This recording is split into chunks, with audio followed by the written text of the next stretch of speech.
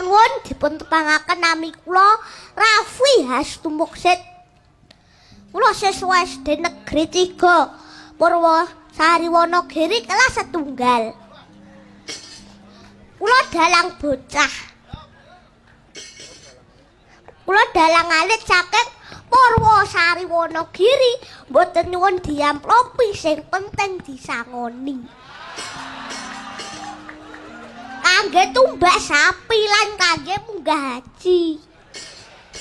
Kula rina wengi salat ngaji nyuwun mring ngarsaning Gusti, mugi-mugi kathah rejeki lan sami dipun tresnani lan dados larek ingkang utami. Sarapan kula bakmi kalih roti. Mangkajak olah nuwun pangestu papi mami saha Mbah Kakung lan Mbah Putri. Mugi-mugi pangestunipun dayani saged pikantuk juara siji ing tembenipun saged dados Presiden RI. Matur nuwun dumateng pos kota ingkang sampun kepareng nimbali kula lan orbitaken kula. Mugi-mugi pos kota tetap jaya selamanya. Semoga selalu digemari oleh masyarakat dan seluruh kerabat kerja, selalu sehat walafiat. Allahumma jamaah. Alhamdulillah. Matur nuwun mateng Eyang Harmoko ingkang sampun dados lantaran kula saged pentas wonten mriki. Jangan khawatir, nanti tak kasih bonus 50%. Mugi-mugi Eyang Harmoko tansah pinarian ayem tentrem, bagya mulya, bagas waras, panjang yuswa, tinebena saking sambe kala. Wiwit ing dinten menika ngantos saterusipun. Allahumma dalu menika kula sowan kalian Kang Gareng. Nanging Gareng wayang wong dados sanes wayang kulit. Mong bedane wayang kulit diamorke sinden niku mboten bakal meteng. Nang yen Gareng wayang wong niku diamorke sinden langsung meteng kabeh. Waduh. Topat. Bocah sak tremes kok nggarap wong gerang. Oh, kowe iki arti candrane Gareng ya, Le ya. Lah piye, Kang?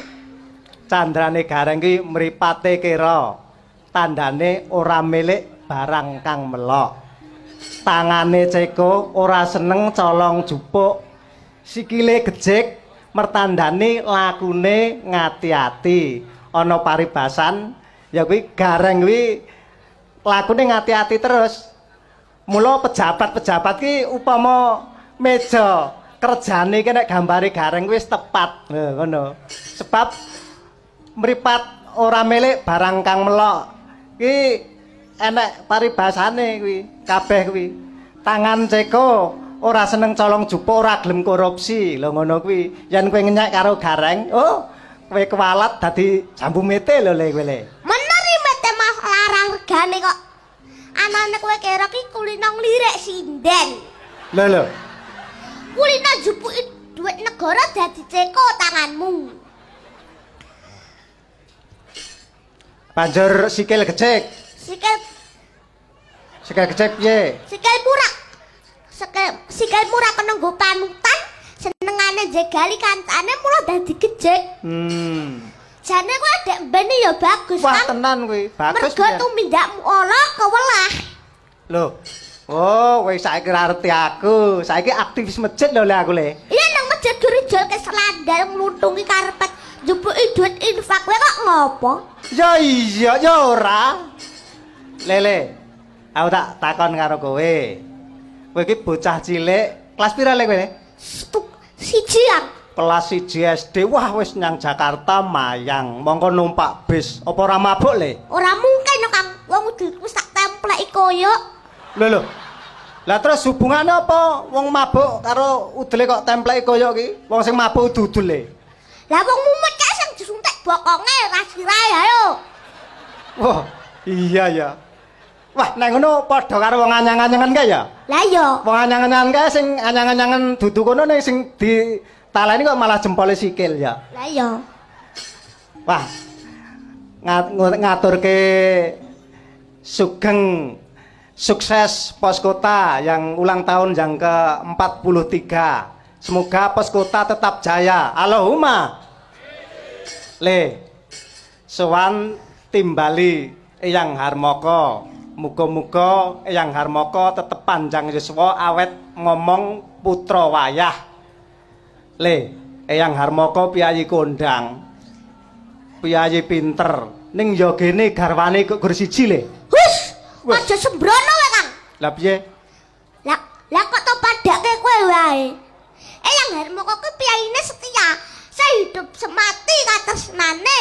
Beda karo kowe, gareng sesasi payu ping 7 bingung le arep rabi meneh. Duwe duit 500 wae bingung le arep ngecake. Sapa-sapa disenengi, sapa-sapa ditelponi. Enda-enda nek gablek pulsa.